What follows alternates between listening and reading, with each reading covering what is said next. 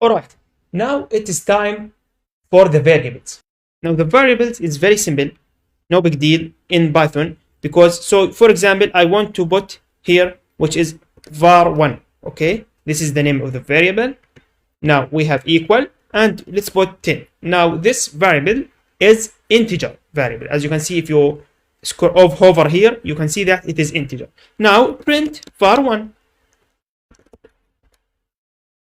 like this. So let's go to the terminal, and yeah, it is 10. As you can see, var1 is 10.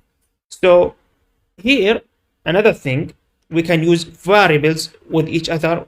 So if I type sum equal var1 plus var2.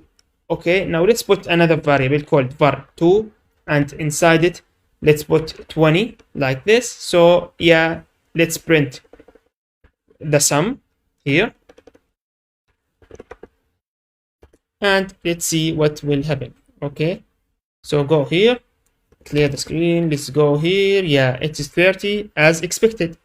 Now what if we type var1, okay, plus var2 here inside the print function immediately, and by the way, it will give you the same thing. Okay, so either with the space or without space, it is the same actually. So yeah, like this. So you can see that it is 30 as well. All right. All right, now this is the same thing for 0.5. So if it is float, integer, it will print and will do everything as expected.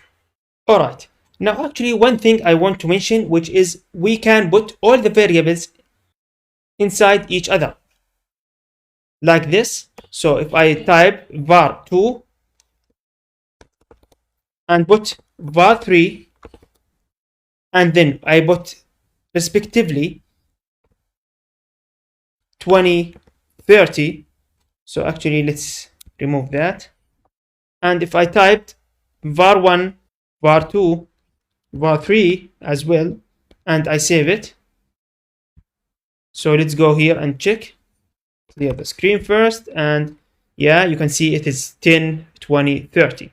Okay, so you can see that we put all the variables on one single line. So Python accepts that.